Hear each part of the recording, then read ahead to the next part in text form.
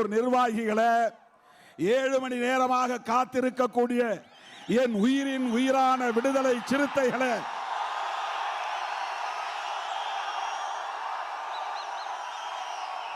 உங்கள் அனைவருக்கும் என்னுடைய பணிவார்ந்த வணக்கத்தை தெரிவித்துக் கொள்கிறேன்.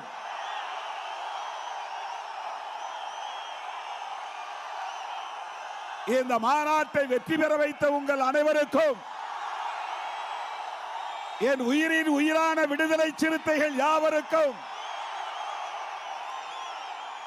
கண்ணீர் துணிகளால் எனது நன்றி மலர்களை காணிக்கையாக்குகிறேன்.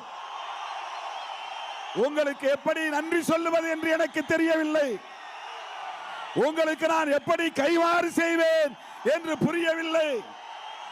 அழைக்கும் போதெல்லாம் ஓடோடி வந்து இந்த இயக்கத்தை வலிமைப்படுத்திக் கொண்டிருக்கிற என் உயிரின் உயிரான விடுதலை சிறுத்தைகளே, உங்கள் அனைவருக்கும் என்னுடைய நெஞ்சார்ந்த நன்றி.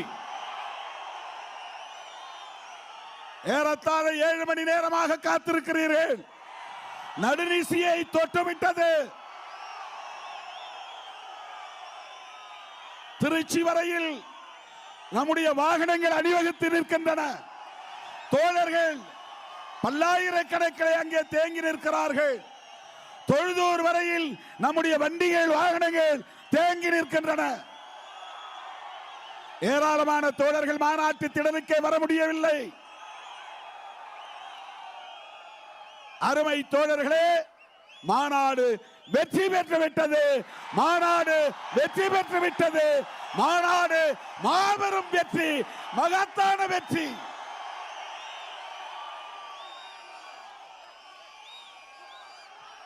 அருமை தோழர்களே,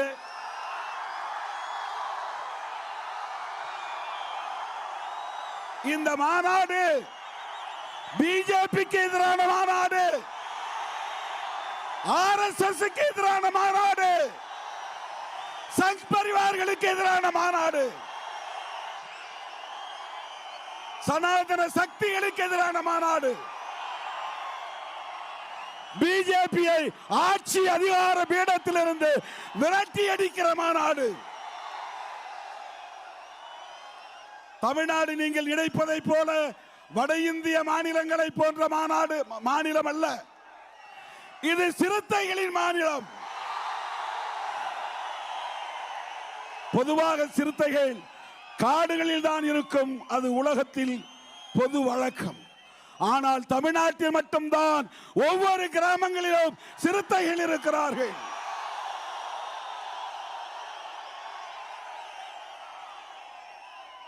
ஆட்டுக்குட்டிகள் இங்கே வந்து பார்த்தால் தெரியும். வாலாட்டிக் கொண்டிருக்கிறார்கள். இங்கே அவர்கள் கனவு திட்டங்களை நடைமுறைப்படுத்த முடியாது. தமிழ்நாடு முழுவதும் எல்லையோரத்தில் படை வீரர்களாக, பாதுகாப்பு வீரர்களாக சிறுத்தைகள் இருக்கிறோம். அதை சொல்லுகிற மாநாடு இந்த மாநாடு. சனாதன சக்திகளை எச்சரிக்கிற மாநாடு இந்த மாநாடு.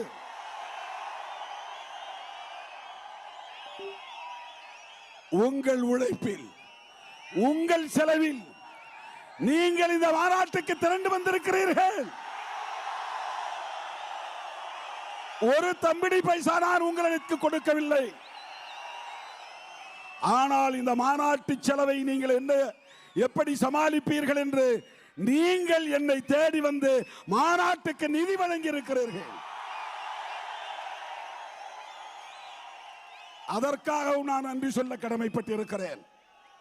தோழர்களே, மோடியை ஆட்சி அதிகார பீடத்தில் இருந்து விரட்டி அடிக்க வேண்டும். இனி ஒருபோதும் தாமதிக்க முடியாது, வேடிக்கை பார்க்க முடியாது. இது வெறும் தேர்தல் அரசியல் கணக்கல்ல.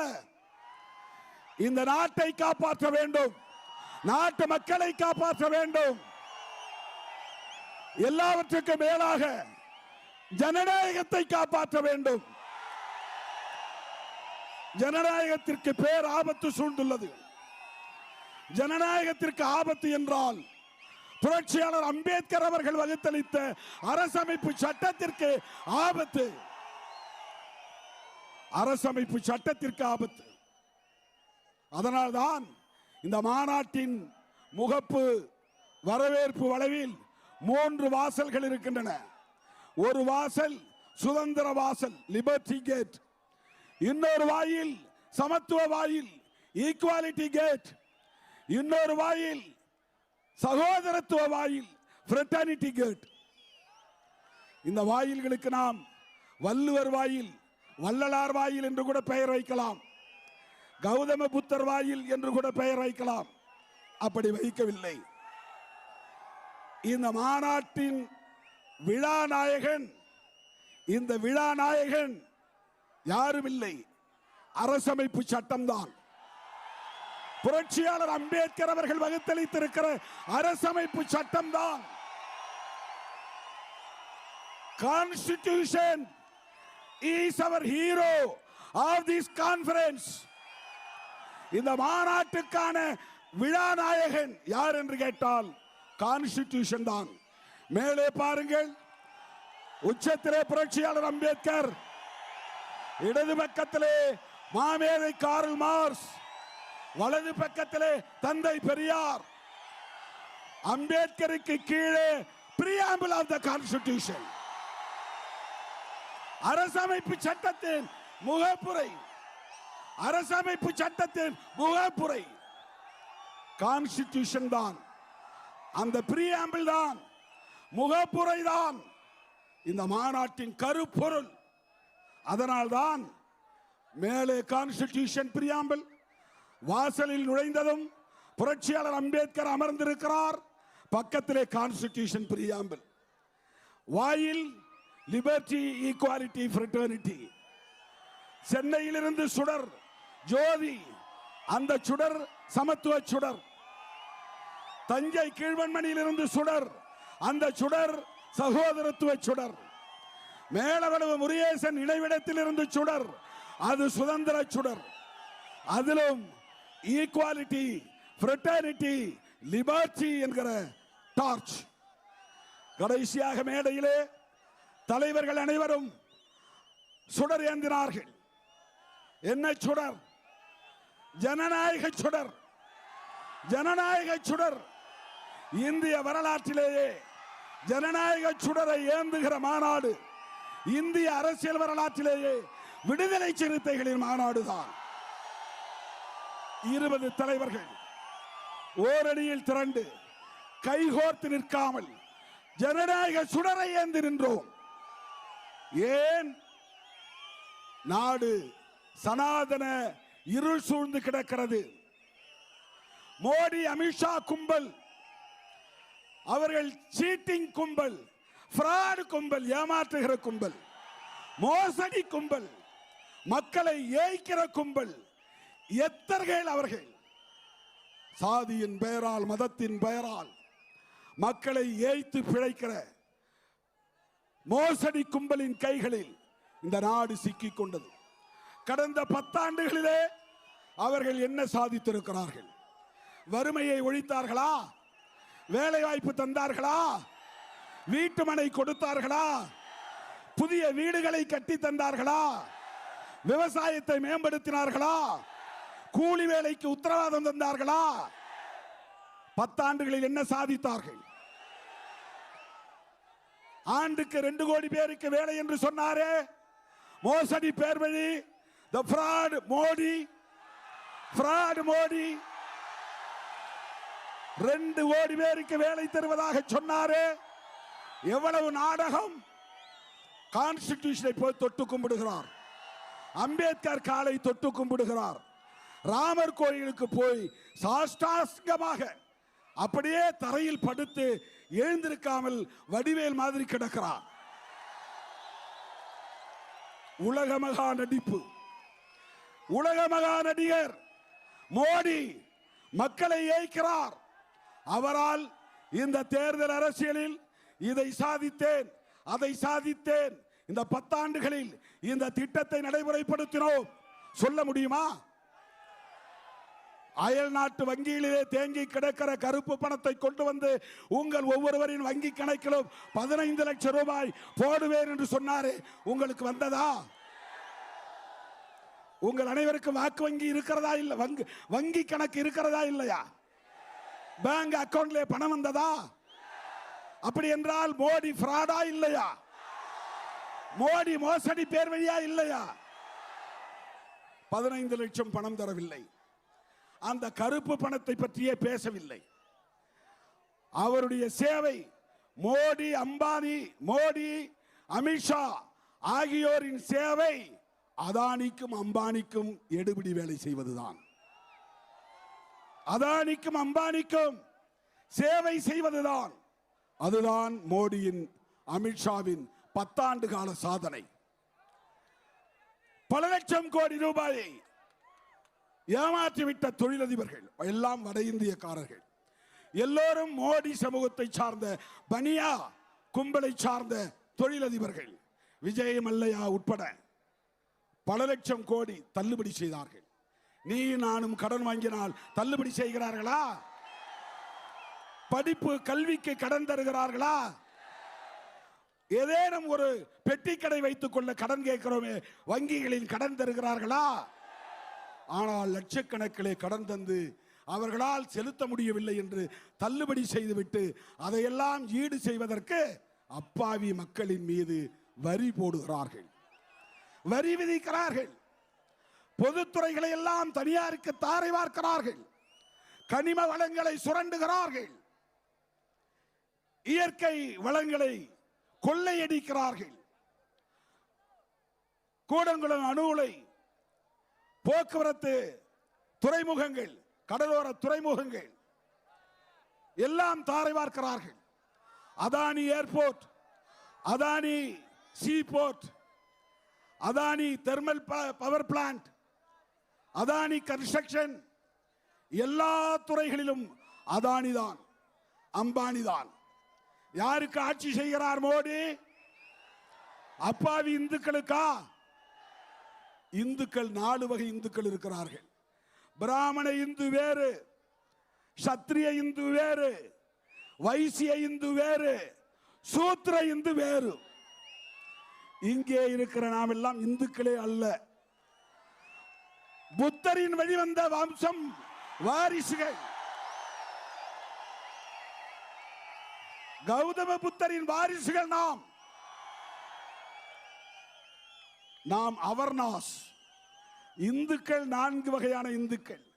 அந்த 4 வகையான இந்துக்களில் சூத்திர இந்துக்கள் என்கிற ஓபிசி மக்களை ஏய்த்து ஏமாற்றி ஆட்சி அதிகாரத்தை கைப்பற்றியதோடு மட்டுமில்லாமல் அதை தக்க வைத்துக் கொள்வதற்கு முயற்சிக்கிறார்கள். அதற்காகத்தான் ராமர் பெயரை சொல்லுகிறார்கள், ஜெய் ஸ்ரீராம் முழங்குகிறார்கள், ராமர் கோவிலை கட்டி முடிப்பதற்கு முன்னே திறக்கிறார்கள். இவையெல்லாம் திசை திருப்புகிற சதி திட்டம். யாரை ஏய்க்க? சூத்திர இந்துக்களை ஏய்க்க. நீ கல்வியை கேட்காதே, கடனுதவி கேட்காதே, மனைப்பட்டா கேட்காதே, வீடு கேட்காதே, வேலை வாய்ப்பு கேட்காதே, பொருளாதார தன்னிறைவு பற்றி பேசாதே. ஜெய் ஸ்ரீராம் சொல்லு, ஜெய் ஸ்ரீராம் சொல்லு. அப்பாவி உழைக்கும் இந்து மக்கள், குறிப்பாக சூத்திர இந்துக்கள் விழிப்பாக இருக்க வேண்டும் என்று சொல்லுவதற்கான மாநாடு தான் சிறுத்தைகளின் மாநாடு. தோழர்களே, 33 தீர்மானங்களை நிறைவேற்றியிருக்கிறோம். இந்த தீர்மானங்களில் ஒட்டுமொத்தமாக இந்திய பிரச்சனைகள் அனைத்தும் உள்ளடக்கமாக இருக்கின்றன. இந்த இயக்கம் தேசிய அளவில் பார்வை கொண்ட ஒரு பேர் இயக்கம். இந்த இயக்கம் விளிம்பு நிலை மக்களின் விடுதலைக்கான ஒரு பேர் இயக்கம். இந்த இயக்கம் பகுஜன் ஒற்றுமை, ஷெட்யூல் காஸ்ட், ஷெட்யூல் டிரைப்ஸ், சிறுபான்மையினர் மைனாரிட்டிஸ், ஓபிசி இவர்கள் அனைவரையும் ஒருங்கிணைப்பதற்கான, இவர்களின் ஒற்றுமையை நிலைநாட்டுவதற்கான ஒரு பேர் இயக்கம் தான் விடுதலை சிறுத்தைகள் கட்சி. தமிழ்நாட்டிலே திமுக அதிமுகவுக்கு அடுத்தபடியாக எல்லா கிராமங்களிலும் கிளைகளை கொண்டிருக்கிற ஒரு மகத்தான பேர் இயக்கம். 38 மாவட்டங்களில் இருந்தும் 5 லட்சத்திற்கு மேலான சிறுத்தைகள் இன்றைக்கு காவிரி நதிக்கரையிலே குழுமி இருக்கிறார்கள். 5 லட்சத்திற்கு மேலான சிறுத்தைகள் கூடியிருக்கிறோம். எல்லோரும் தலைவர்கள் ஜனநாயக சுடரை ஏந்துங்கள் என்று சொன்ன போது நீங்களும் உங்கள் கைகளில் இருக்கிற செல்போனில் டார்ச் அடியுங்கள் என்று கேட்டுக்கொண்டோம். கண்கொள்ளா காட்சியாக இருந்தது. லட்சக்கணக்கான தோழர்கள் செல்போன்களோடு இங்கே அந்த டார்ச் அடித்த போது சனாதன இருளை விரட்டி அடிக்கிற ஆற்றல் சிறுத்தைகளுக்கு உண்டு என்பதை அது நிரூபித்தது. அருமை தோழர்களே, ஒருபுறம் முதலாளிய சக்திகளுக்கு தொண்டு செய்கிற கார்ப்பரேட் மயமாதல், இதுதான் பிஜேபியின் பணி. இன்னொரு புறம் சமூக நீதிக்கு சவக்குழி தோண்டுகிற சனாதனமயமாதல், எல்லா பொதுத்துறைகளையும் தனியார் மயமாக்கி சமூக நீதியை குழி தோண்டுகிறார்கள். நாடு முழுவதும் இந்தியை திணித்து சமஸ்கிருதத்தை திணித்து சனாதனத்தை நிலைநாட்டுவதற்கு முயற்சிக்கிறார்கள். ஏதோ இவர்களுக்கு மட்டும்தான் ராமர் வேண்டிய கடவுள் என்று இவர்கள் நினைத்துக் கொண்டிருக்கிறார்கள். மோடி அமித்ஷா பிறப்பதற்கு பல நூறு ஆண்டுகளுக்கு முன்பே இந்த மண்ணில் ராமாயணம் பரவி இருக்கிறது. அதனால் எங்க அப்பா பெயரும் ராமசாமி தான். அவர் பெயரை அதற்காகவே தொல்காப்பியன் என்று நான் மாற்றி வைத்தேன். ராமன் என்கிற பெயரை உச்சரிக்க கூடாது. ராமசாமி என்கிற பெயர் சனாதனத்தை நிலைநிறுத்துகிற பெயராக இருக்கிறது. தூய தமிழ் பெயர் வேண்டும். சாதி இல்லாத மதம் இல்லாத ஒரு பெயர் தொல்காப்பியன். என் தந்தை பெயர் ராமசாமி. தந்தை பெரியாரின் பெயர் ராமசாமி. எங்களுக்கும் ஒரு ராமர் உண்டு. அந்த ராமர் தந்தை பெரியார். எங்களுக்கும் ஒரு ராமர் உண்டு.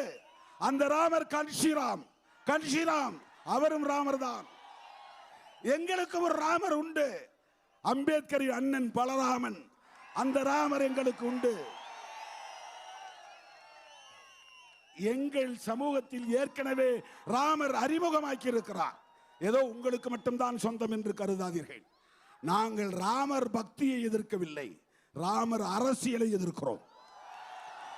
ராமரை பயன்படுத்தி அரசியல் ஆதாயம் தேடும் சனாதன கும்பலின் சதி அரசியலை எதிர்க்கிறோம். சூத்திர இந்துக்களே விழித்துக் கொள்ளுங்கள். தீர்மானத்திலே படித்தோமே, ஏறத்தாழ 600 நீதிபதிகள் உயர் நீதிமன்றம் உள்ளிட்ட நீதிமன்றங்களில் எவ்வளவு பேர் ஓபிசியில? வெறும் 67 பேர். எவ்வளவு பேர் எஸ்சியில? 17 பேர். எவ்வளவு பேர் எஸ்டியில? வெறும் 8 பேர். இந்தியா முழுவதும் 80 விழுக்காடு ஃபார்வர்ட் கம்யூனிட்டிஸ். யார் ஃபார்வர்ட் கம்யூனிட்டினா? முன்னேறிய சாதி யாரு? பிராமணர்கள் தான், பார்ப்பனர்கள் தான். ஆர்எஸ்எஸ் என்றால் அது பார்ப்பன சங்கம் என்று பொருள். அது பிஎஸ்எஸ், ஆர்எஸ்எஸ் அல்ல. பிராமணர் சேவக் சங், பிஎஸ்எஸ், ஆர்எஸ்எஸ் அல்ல. ராமராஜ்யம் என்றால் பார்ப்பன ராஜ்யம் என்றுதான் பொருள். ஏனென்றால் ராமன் ஒரு காலத்தில் பிறந்தாராம், ஆட்சி செய்தாராம். அது புராண கதையில் வருகிறது. புராணம் வேறு, வரலாறு வேறு. ஆனால் வரலாற்றை திரிக்கிறார்கள். ஆர்.என். ரவி சொல்லுவதை போல காந்தியால் சுதந்திரம் இல்லையா, நேதாஜியால் சுதந்திரம் கிடைத்ததாம். காந்தியை தேசத்தந்தை என்று சொல்லக்கூடாதாம், நேதாஜியை தேசத்தந்தை என்று சொல்ல வேண்டுமாம். ஆனால் அதே நேதாஜி சுபாஷ் சந்திர போஸ் தான் காந்தியடிகளை தேசத்தந்தை என்று சொன்னவர். அந்த வரலாற்றை திரிக்கிற கும்பல் தான் ஆர்.என். ரவி கும்பல், ஆர்எஸ்எஸ் கும்பல். தோழர்களே, ஆர்எஸ்எஸ் என்பது பிராமண சேவக் சுயசேவக் சங். உண்மையில் அது பிஎஸ்எஸ். இது சூத்திர இந்துக்களுக்கு தெரியவில்லை. ராமராஜ்யம் என்பது சம்புகனை வதம் செய்தது. சம்புகன் யார்? சூத்திரன். ஏன் ராமன் அவனை கொன்றான்? அவன் மரக்கிளையிலே தாய்கீழாக தொங்கிக் கொண்டு தவம் இருந்தானாம். இந்த செய்தியை யார் சொன்னது? ஒரு பிராமணன் போய் சொல்லுகிறான். யாரை பார்த்து சொல்லுகிறான்? ராமனை பார்த்து சொல்லுகிறான். ராமன் பிராமணன் இல்லை, சத்திரியன், நாட்டை ஆளக்கூடிய சத்திரிய இந்து. ஒரு பிராமணன் செத்து போன குழந்தையை தூக்கி கொண்டு ஓடுகிறான். ராமா, உன் ஆட்சியில் அநீதி நடக்கிறது, குலதர்மம் மீறப்பட்டிருக்கிறது, எவனோ குலதர்மத்தை மீறி செயல்பட்டதனால் என் பிள்ளை செத்து விட்டது என்கிறான். உடனே ராமன் வாளை உருவிக்கொண்டு காட்டுக்கு செல்லுகிறான்.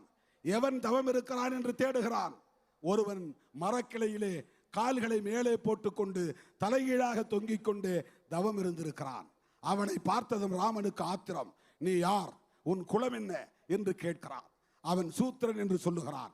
உடனே விசாரணை இல்லை, சாட்சியம் இல்லை, எந்த விதமான புலனாய்வும் இல்லை. ராமனே நேரடியாக சம்புகன் தலையை வெட்டுகிறான். ராமன் நீதிமான், சிந்தித்து பார்க்க வேண்டும். இந்த RSS என்கிற BSS கும்பல் சொல்லுகிறது, இப்படிப்பட்ட ஒரு ராஜ்யம் தான் ராமராஜ்யம். குலதர்மத்தை மீறினால் சிரச்சேதம், தலை துண்டிக்கப்படும். அப்படிப்பட்ட ஒரு ஆட்சி நிர்வாகத்தை இங்கே கொண்டு வருவோம் என்று சொல்லுகிறார்கள். அவர்கள் ஜெய் ஸ்ரீராம் என்று சொல்லுகிறார்கள். அதற்கு என்ன பொருள் என்றால், ராமருக்கே வெற்றி, அதாவது பொருள் ராமர் தான் வெற்றி பெறுவார். அதற்கு மாற்றாகத்தான் நாம் இங்கே ஜெய் பீம் என்று இந்தியா முழுவதும் உணர்வுகிறோம். பீமாராவ் அம்பேத்கருக்கே வெற்றி. அதற்கு மாற்றாகத்தான் சிறுபான்மையினர் அல்லாஹு அக்பர் என்று சொல்லுகிறார்கள். அல்லாஹு அக்பர் என்றால் மனுஷன் பெரியவன் இல்லை, இறைவனே மிகப்பெரியவன் என்று பொருள். அல்லாஹு அக்பர் என்றால் இறைவனே மிகப்பெரியவன். மனுஷன் ஆட்டம் போடலாம், அப்புறம் ஒரு காலத்தில் அவன் போய் முடங்கிடுவான். எல்லோரையும் விட பெரியவன் இறைவன் தான் என்று சொல்லுகிற முழக்கம் தான் அவர்கள் அல்லாஹு அக்பர் என்கிறார்கள். நான் இந்த மேடையில் சொல்லுகிறேன், நீ ஜெய் ஸ்ரீராம் என்று சொல்லுவது மக்களை ஏமாற்றுகிற முழக்கம். அதற்கு மாற்றாக சொல்லுகிறோம் ஜெய் டெமோக்ரசி, ஜெய் டெமோக்ரசி. அதுதான் வெல்லும் ஜனநாயகம். ஜெய் டெமோக்ரசி என்பதுதான் வெல்லும் ஜனநாயகம் என்கிற தலைப்பு. ஜெய் ஸ்ரீராம் என்று நீ மக்களை ஏமாற்றுகிறாய், மத உணர்வை நீ கொள்ளையடிக்கிறாய், கடவுள் நம்பிக்கையை, ராமர் பக்தியை நீ முதலீடாக போட்டு சுரண்ட பார்க்கிறாய். உண்மையில் உனக்கு கடவுள் பக்தி கிடையாது. கடவுள் பக்தி இருந்திருந்தால் நீ ஒரு சீஃப் கெஸ்டா மட்டும்தான் போயிருக்கணும். மோடி அங்க ஒரு சங்கராச்சாரியாரோ அல்லது வேறு யாராவது ஒரு மடாதிபதியோ அந்த சிலைக்கு பிராண பிரதிஷ்டை செய்திருக்க வேண்டும். நீ என்ன, எந்த மடாதிபதி ஏதாவது ஒரு சங்கரத்துக்கு மடாதிபதியாக இருக்கிறாரா? மோடி வெறும் அரசியல், ஓட்டு அரசியல், தேர்தல் அரசியல். இவர் போய் சாஷ்டாங்கமாக தரையிலே விழுந்து ராமனிடத்திலே மன்னிப்பு கேட்கிறார். நான் வந்தது தப்புதான், உன் பேரை சொல்லி அரசியல் பண்றது தப்புதான், உன் பேரை சொல்லி அப்பாவி இந்துக்களை ஏய்ப்பது தப்புதான், என்னை மன்னிச்சிடு ராமா, என்னை மன்னித்து விடு ராமா என்று மோடி கீழே விழுந்து அவர் வேண்டியது மைண்ட் வாய்ஸ் எனக்கு கேட்டது. மைண்ட் வாய்ஸ் எனக்கு கேட்டது. மோடியே, நீ ராமனிடத்தில் என்ன வேண்டிக் கொண்டாய் என்பது எனக்கு கேட்டது. செய்யும் பாவச் செயலை ஏற்று மன்னித்துக் கொள். இந்த அப்பாவி சூத்திர இந்துக்கள் உன் மேலே அபாரமான பக்தியை வைத்திருக்கிறார்கள். இதை நான் பயன்படுத்திக் கொள்கிறேன். மீண்டும் ஆட்சியை கைப்பற்றி அதானி அம்பானியை தூக்கிவிடப் போகிறேன். தோழர்களே, கார்ப்பரேட் மயமாதலும் சனாதனமயமாதலும் ரெண்டும் ஒருங்கிணைந்து, கார்ப்பரேட் மயமாதல் பொருளாதார தளத்திலே ஆதிக்கம் செலுத்துகிறது, சனாதனமயமாதல் சமூகம் கலாச்சாரம் தளத்திலே நிகழ்கிறது, அரசியல் தளத்திலே இது இரண்டும் சேர்ந்து பாசிசமாக உயர்ந்து நிற்கிறது. அதுதான் பாசிசத்தின் எதிர்ச்சொல் தான் ஜனநாயகம். பாசிசம் என்பது ஒரே நாடு ஒரே தேர்தல் என்று சொல்லுவது. பாசிசம் என்பது ஒரே நாடு ஒரே தேர்தல் மட்டுமல்ல, ஒரே கலாச்சாரம், ஒரே கட்சி, ஒரே ஆட்சி. இதுதான் பாசிசம். இந்திய அரசமைப்பு சட்டம் சொல்லுகிற பன்மைத்துவத்திற்கு எதிரானது. மதசார்புடைய அரசை அமைப்பதற்கு அவர்கள் முயற்சிக்கிறார்கள். அது மதசார்பின்மைக்கு எதிரானது. மாநில உரிமைகளை பறிக்கிறார்கள். அது பெடரலிசத்திற்கு எதிரானது. புளூரலிசம், செக்குலரிசம், பெடரலிசம், இது புரட்சியாளர் அம்பேத்கர் எழுதிய அரசமைப்பு சட்டத்தின் உயிர் மூச்சு கொள்கைகள்.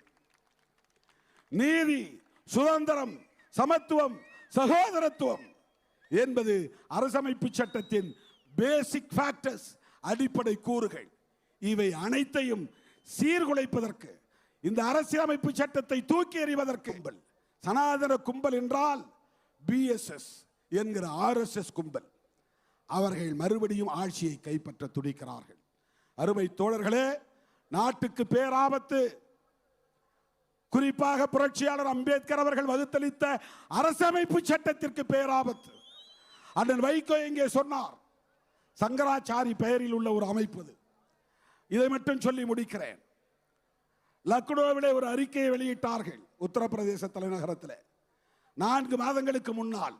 அந்த அறிக்கை என்ன சொல்லுகிறது என்றால், மீண்டும் மோடி ஆட்சிக்கு வருவார், ஆட்சிக்கு வந்தால் நாங்கள் வெளியிடுகிற இந்த அரசமைப்பு சட்டம் தான் இந்தியாவின் அரசமைப்பு சட்டமாக மாறப்போகிறது. அப்படி என்றால் அம்பேத்கர் எழுதிய சட்டத்தை தூக்கி எறிய போகிறார்கள். அம்பேத்கர் எழுதிய சட்டத்தை தூக்கி எறிந்தால் நாடு என்ன ஆகும்? யோசித்து பாருங்கள்.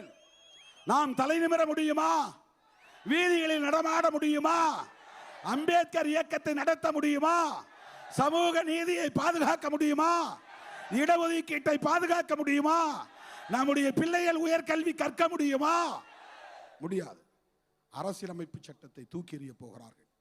சங் பரிவார் கும்பலின் முதல் எதிரி காங்கிரஸ் என்பதை விட, இடதுசாரிகள் என்பதை விட, திமுக என்பதை விட, திக என்பதை விட, விடுதலை சிறுத்தைகள் என்பதை விட, அந்த சங் பரிவார் கும்பலின் முதல் எதிரி, ஒரே எதிரி, உண்மையான எதிரி அம்பேத்கர் எழுதிய அரசமைப்பு சட்டத்தின் முகப்புரைதான். இந்த அரசமைப்பு சட்டத்தை பாதுகாக்க வேண்டுமா வேண்டாமா? இந்த அரசமைப்பு சட்டத்தை பாதுகாக்க வேண்டுமானால் பிஜேபியை விரட்டி அடிக்க வேண்டுமா வேண்டாமா? பிஜேபியை விரட்டி அடிக்க வேண்டுமானால் இந்தியா கூட்டணியை ஆட்சி பீடத்தில் அமர்த்த வேண்டுமா வேண்டாமா? அதற்கு தமிழ்நாட்டில்